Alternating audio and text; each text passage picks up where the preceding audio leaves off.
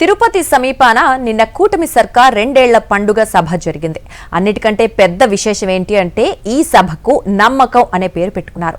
రెండేళ్లలో ప్రజల నమ్మకాన్ని నిలబెట్టుకున్నాం, అదే కూటమి ప్రభుత్వ విజయం అనే మకుటంతో మీడియాలో అడ్వర్టైజ్మెంట్లను హోరెత్తించారు.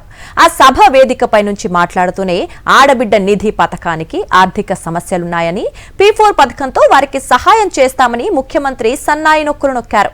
సూపర్ 6 పథకాలను నెరవేర్చడానికి ఆర్థిక పరమైన ఇబ్బందులేవి ఉండవని ఎన్నికల సభల్లో చంద్రబాబు పలుమార్లు ప్రకటించారు. కానీ ఇప్పుడు మాట మార్చి ఆర్థిక ఇబ్బందులు అంటూ కొత్త రాగం అందుకున్నారు. 2024 జూన్ నుంచే ఆడబిడ్డ నిధి పథకాన్ని అమలు చేస్తామని కూటమి వాగ్దానం చేసింది. రెండేళ్లు గడిచిపోయాయి. తల్లికి వందనం పథకానికి కూడా మొదటి సంవత్సరం ఎగనామం పెట్టి రెండో సంవత్సరం అమలు చేసిన విషయాన్ని గుర్తుపెట్టుకుని రెండేళ్ల ఆలస్యంగానైనా ఆడబిడ్డ నిధిని అమలు చేస్తారేమోనని 1,80,00,000 మంది మహిళలు ఎదురు చూస్తున్నారు. వారి ఆశలపై చంద్రబాబు తిరుమలేసుని సాక్షిగా చల్లనీళ్లు చల్లారు.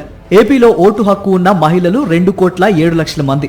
వీరిలో 60 అంతకు మించి వయసున్న వారు 12% వరకు ఉంటారని సెన్సస్ లెక్కలు చెబుతున్నాయి. వారిని మినహాయించి సుమారు 1,80,00,000 మంది మహిళలకు కూటమి సర్కార్ ఇప్పటికే ఒక్కొక్కరికి ఏటా 18,000 రూపాయల చొప్పున రెండేళ్లు నిధులు బకాయి పడింది. ఇప్పుడు మొత్తానికే పథకాన్ని ఎత్తేస్తున్నట్లు ప్రకటించారు. అయినా P4 విధి విధానాలకు ఆడబిడ్డ నిధి పథకానికి సారూప్యత ఎక్కడుంది? మహిళల కోసం జగన్మోహన్ రెడ్డి ప్రభుత్వం అమలు చేసిన చేయూత, ఆసరా పథకాలకు ధీటుగా ప్రకటించిన పథకం ఆడబిడ్డ నిధి. ఈ విధంగా ఎన్నికలకు ముందు నమ్మబలికి ఇప్పుడు ఈ పథకాన్ని పూర్తిగా అటకెక్కించారు. మహిళల ఆత్మగౌరవానికి, సాధికారతకు పెద్దపీట వేస్తూ జగన్మోహన్ రెడ్డి ప్రవేశపెట్టిన ప్రతిష్టాత్మకమైన అమ్మఒడి పథకానికి బదులుగా తల్లికి వందనం పేరుతో కూటమి సర్కార్ కొత్త పథకాన్ని ప్రకటించింది. పేద కుటుంబాల పిల్లలు కూడా నాణ్యమైన విద్యను అభ్యసించాలని అభిలషిస్తూ ప్రభుత్వ పాఠశాలల స్థాయిని, బోధనా పద్ధతుల్ని అనూహ్యమైన స్థాయిలో ప్రైవేటు స్కూళ్లను తలదన్నేలా మెరుగుపరిచింది జగన్ సర్కార్. జగన్మోహన్ రెడ్డి స్వయంగా పరిశీలించి విద్యార్థులందరికీ మంచి స్కూల్ బ్యాగులు, బూట్లు, బెల్ట్, శ్రేష్టమైన పౌష్టికాహారాన్ని ఎంపిక చేసిన సంగతి పాఠకులకు విదితమే. డిజిటల్ బోర్డులు, ట్యాబులు ప్రభుత్వ బడుల్లో ప్రవేశించాయి.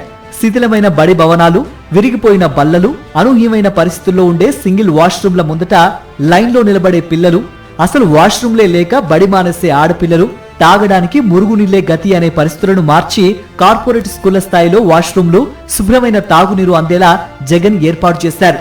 ఒక పక్క ఇంత నాణ్యమైన విద్యకు మౌలిక వసతులను ఏర్పాటు చేస్తూనే ఇంగ్లీష్ మీడియం బోధనను, CBSE సిలబస్ ను పేద బిడ్డలకు పూర్తిగా ఉచితంగానే అందుబాటులోకి తెచ్చారు. దాంతోపాటు ఎట్టి పరిస్థితుల్లో డ్రాపౌట్లు ఉండకుండా బిడ్డలను బడికి పంపేలా తల్లిని ప్రోత్సహించడం కోసం జగన్మోహన్ రెడ్డి అమ్మఒడి పథకాన్ని ప్రవేశపెట్టారు. అమ్మఒడి పథకం నేపథ్యంలో ఉన్న ఉన్నతమైన తాత్విక భూమిక తల్లికి వందనం పథకానికి లేదు. అటువంటి ఉన్నత లక్ష్యమే ఉన్నట్లయితే నాడు నేడు పథకం కొనసాగి ఉండేది.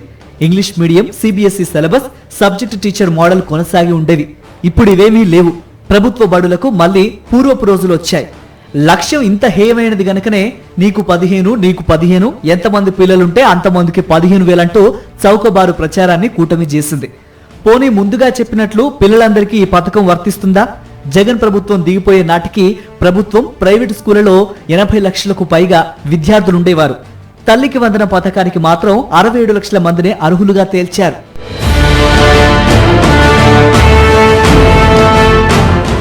అధికార యంత్రాంగంలో, రాజకీయ నేతలలో అవినీతి విచ్చలవిడిగా పెరిగిపోయిందని ప్రతిపక్షం కాదు, అధికార పక్షానికి అనుకూలంగా ఉండేవారే విమర్శిస్తున్నారు.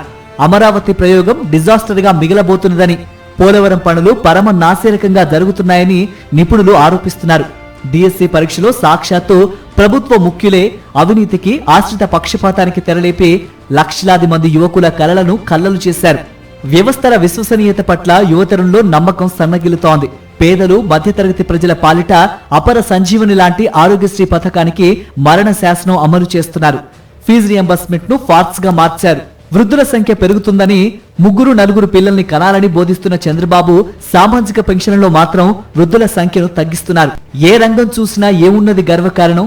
ప్రభుత్వ రంగాలన్నీ అవినీతి రోగగ్రస్తం అన్నట్టుగా పరిస్థితులు తయారయ్యాయి. ఓట్ల కోసం ప్రజల చేతుల్లోకి వైకుంఠం సినిమాను ప్రొజెక్ట్ చేసి ఇప్పుడు వారందరికీ సామూహికంగా వెన్నుపోటు పొడిచిన తర్వాత నమ్మకాన్ని నిలబెట్టుకుంటామంటూ సభ పెట్టడం న్యాయమా? సమాజం మీద ఇంత క్రూరమైన పరిహాసం ఏమిటి స్వామి? మరిన్ని అప్డేట్స్ కోసం ఛానల్ ను సబ్స్క్రైబ్ చేయండి. నోటిఫికేషన్స్ కోసం బెల్ ఐకాన్ పై క్లిక్ చేయండి.